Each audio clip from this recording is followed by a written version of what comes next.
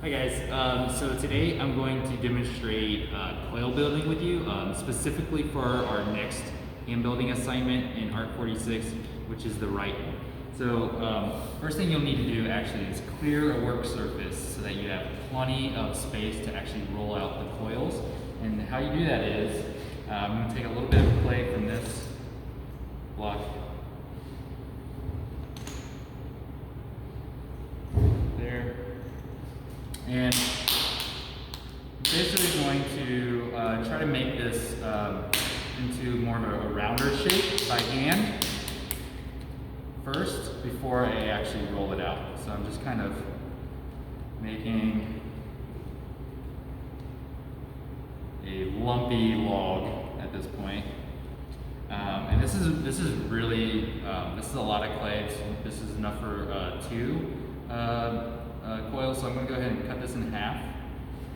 Leave that there. And then the next thing I'm going to do is I'm going to start to roll my coil. Now when I'm rolling the coil, it's really important that you are actually standing up and over top of your clay. If you're sitting down doing this, you're not going to have much success with the clay. So I really recommend going from the fingertips, your fingertips all the way down to the base of your hand and rolling back and forth. And I kind of like doing this in a rocking motion, back and forth.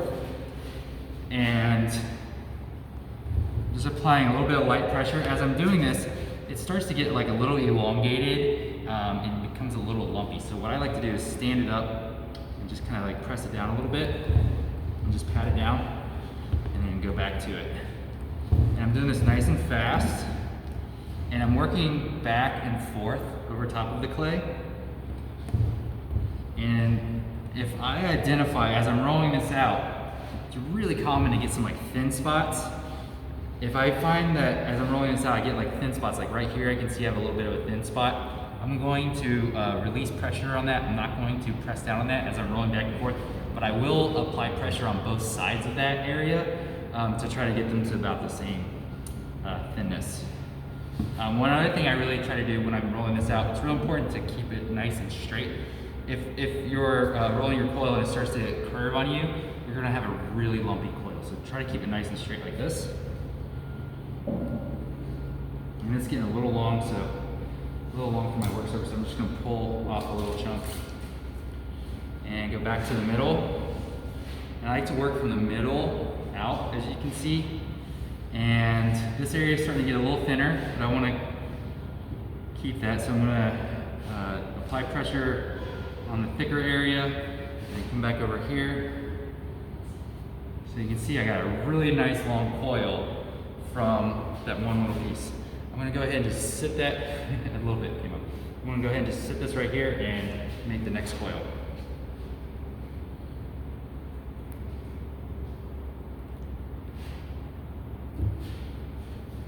So it's really important that you also have, I think I mentioned this earlier, that you have a clean surface. Because when you're rolling the clay out, it's going to pick up every little texture, every little scrap of clay from the table. A little tall spot there, so I'm going to pat that down. And when we're working with coils, it's best if they're fresh and not stiff. So I've made one up in advance, but I never make more than like 2 at a time because once I roll this coil out, that's a lot of surface area here of clay that's exposed to air, and so they dry out really fast.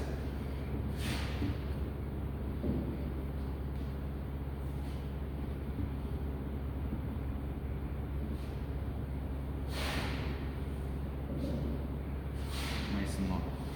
So these are about the thickness of, say, my index finger. Probably if I cut this in half, it's about like the diameter of a dime. So that's a really good place to start. If they're too thin, you're gonna have a lot of trouble actually like building upwards. If they're too thick, you're gonna make a really thick, heavy piece. And so our goal with this next project is that you make something that's about, no thicker than like say 1/2 inch. So now that I have a couple coils, I'm ready to go ahead and start building. So I've taken a red Solo cup and traced around that cup. this is going to serve as basically the starter circumference for my piece that I'm starting. I'm actually going to build it from the rim up. So with the Rhyton, as you're familiar with in your research, they're horn-shaped drinking vessels. And I'm actually starting with the rim or the lip of the horn, and then we're going to taper that in and make like basically like a cone shape. So this is a really good starting place. So what I'm going to do is I'm actually going to apply the coil over top of this circle, and the circle is going to be on the inside of the coil. And I'm going to start like this. I'm going to get a little closer maybe.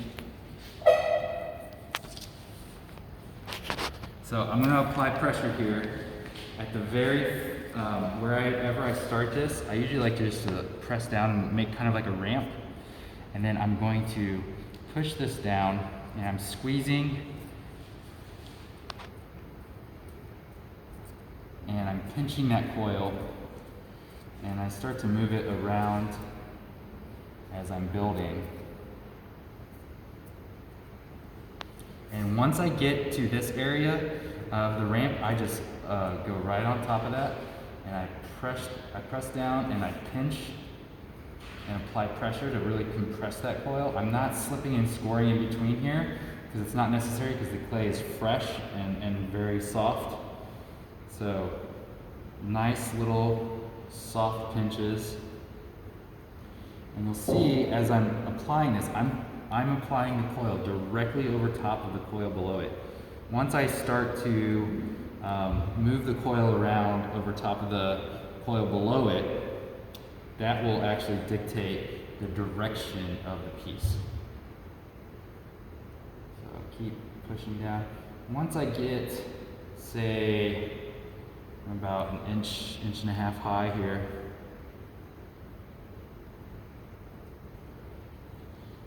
I also like to tip, sometimes at the very tip of the coils that I make, I get these like little, they look like little snake mouths or something, little openings. I usually just tear those off, put those in my little scrap pile. So at the very tip of very end of that coil, I'm going to compress that down and push that down and really smooth that into the coil below it. And then the next coil, again, I like to rip off the ends of those coils. I'm going to start right where that one ended. Okay, so I'm going to compress and pinch. And now I'm going to start applying the coil just to the inside of the coil below it, because I want this to start to become a cone, right? And so as I'm coning this up, if I were to just apply, or just to place this straight over top of the coil below it, it's going to be straight up, right? So if I apply the coil on the inside, it's going to start coning in, right? If I apply the coil to the outside, it'll start to flare out. So wherever you place the coil is the direction that your piece will go. I'm not worried about smoothing this out yet. I usually like to build up for a few inches.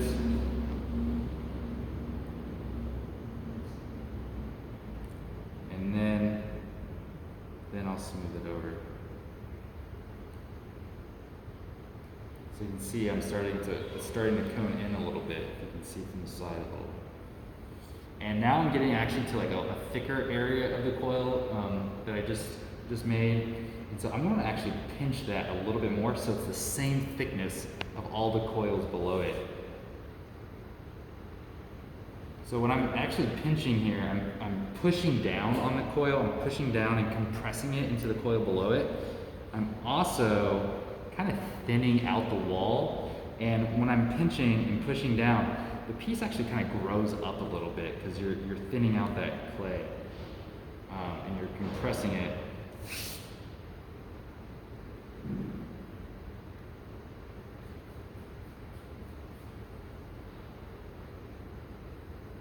And again, I always rip off that end and make sure I really join that together really well.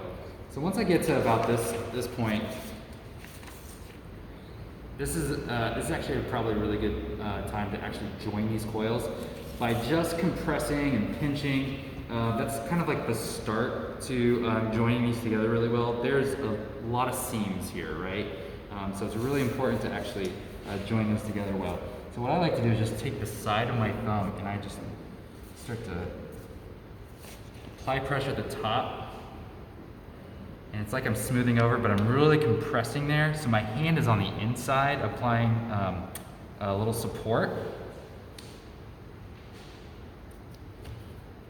You can also do this from the bottom up, so I can show you what that looks like. And sometimes I'll just use like my fingers.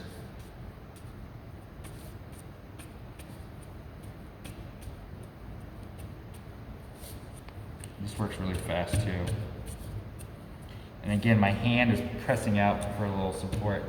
And when I'm doing this, it does thin out the clay wall. So it's real important that when you're making your coils, they're not too thin. Like if you're rolling out a coil and it becomes like the thinness of say like a pencil or a pen, it's too thin and you're gonna not have much success. Your piece will actually want to collapse. It'll just not be able to support much weight.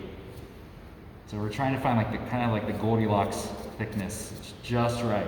It's not too thick, it's not too thin.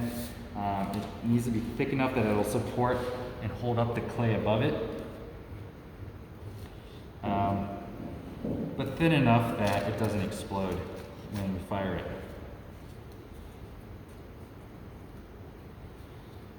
Okay. So I'll also do that on the inside. I'm not going to do that just for time's sake. You guys don't need to see me do this for the whole piece, but I basically am joining the inside too. And again, when I'm doing this, it thins out the clay wall. So while my coils were about the thickness of a dime, or the diameter of the roundness of a dime, right? They are now, my clay wall is about that thin, okay? So that's about 1/2 of an inch. That's right where we want it to be. So it gets a little thinner. So I'm not gonna go around the whole inside, but you definitely should when you're making yours. So I'm gonna make another coil real quick.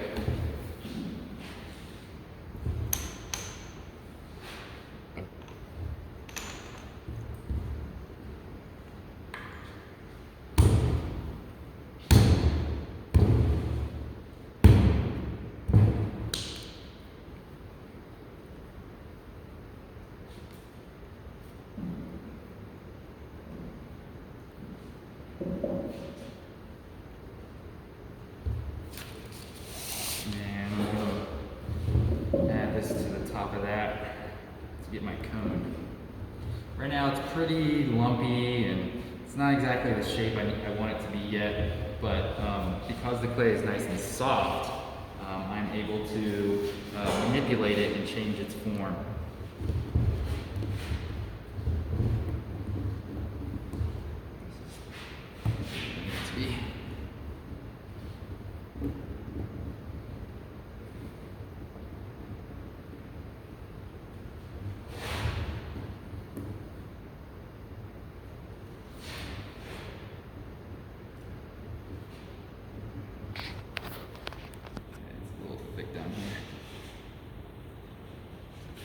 So come back in, and I'm going to pick up right where I left off, there at the end. Fresh clay, make sure I compress that. I can already tell the difference between this fresh coil and this that I just laid down just like 5 minutes ago. It's already really stiffening up because so much surface area, the clay just wants to dry out. So I'll often kind of hold the coil up with one finger, or with one hand, and then apply pressure and compress the other. This way it's not twisting around on me too much.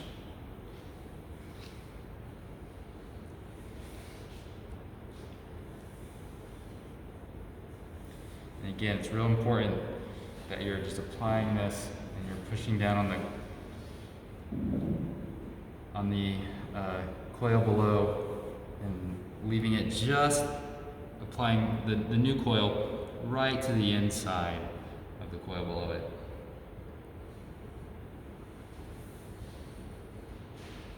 And basically when I get to the end and it looks like an ice cream, like soft serve, just twist that off and we'll compress that down. Now this is a really, I think I ended this one kind of short, but that's okay. It could have gone a little bit taller. It's a nice little, cup form. So make sure you smooth out all of that inside, okay? If you can't get your hand all the way down inside there to the very tip, you can always use your elbow tool, the rounded end of your elbow tool, to smooth that clay out.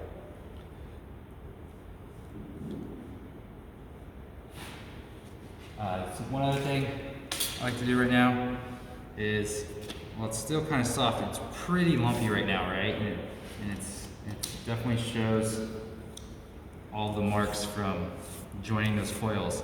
Now is when I like to use the metal scraper, and I just scrape all the way up the piece.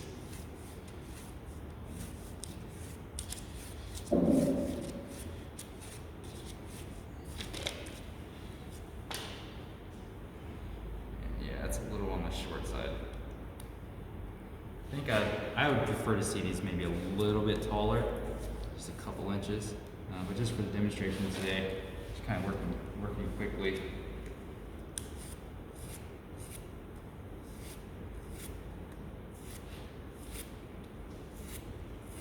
In fact, my students in the past usually will build this up quite a bit taller. And then, so most of you guys will be working to make like a horn shape. So as I'm kind of looking at this, it already starting to kind of make a horn. I can go in here and manipulate it and kind of move it around a little bit. But one thing that you're going to want to try to do, especially if the piece starts to really lean on you or move in a direction that you don't want it to, is darting. So darting, if you haven't done it yet or aren't familiar with it, it's basically where you take a section of the clay out and then join the clay back together. So for this piece, the darting on here, I'm going to draw on here about from one side all the way to the other side, a football shape, like a skinny football. And I'm going to cut that out with my fettling knife. Go a little bit past my initial drawing. I'm going to take this out. Again, this is called darting. D-A-R-T-I-N-G, darting. And then I join that back together. And I can even get this top section to curve a little bit more. So on the same side, I'm going to do this.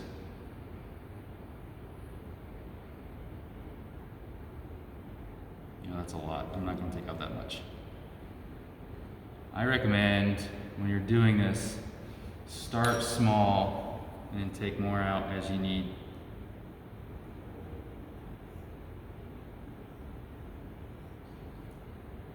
So we're going to go to the thinner line.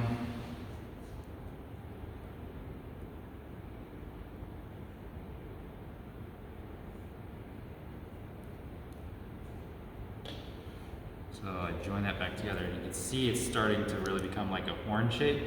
Now, since again, for demonstration purposes, I kind of moved quickly and I didn't really make a very long or tall horn. So it's really squat and short. I would recommend making one that's probably a good 3 or 4 inches taller for your piece. And so this is just the start. This is where I think everyone should start with their Rhyton piece. I'm really going to compress those seams together since it's pretty fresh and soft clay, and I just made the horn or the cone. I can get by with just squeezing those seams together and then joining the clay this way. So you can see it's starting to kind of like become like a little bit of a horn here. It should be a little bit longer, I think. And then one of the last things, towards the end of the project, after you have your animal head, we'll deal with all this stuff up here. We'll thin it out, we'll carve it, make it nice and round again. But from here, just to kind of show you what's going to be coming in the next video, I will take some more clay and I'll create the head of my animal, and then I'm going to attach it to this, right? And then we'll let it, it'll start to sit in like this orientation, and we'll work on it in this manner. So thanks for watching, guys. Stay tuned for more videos for the Rhyton project.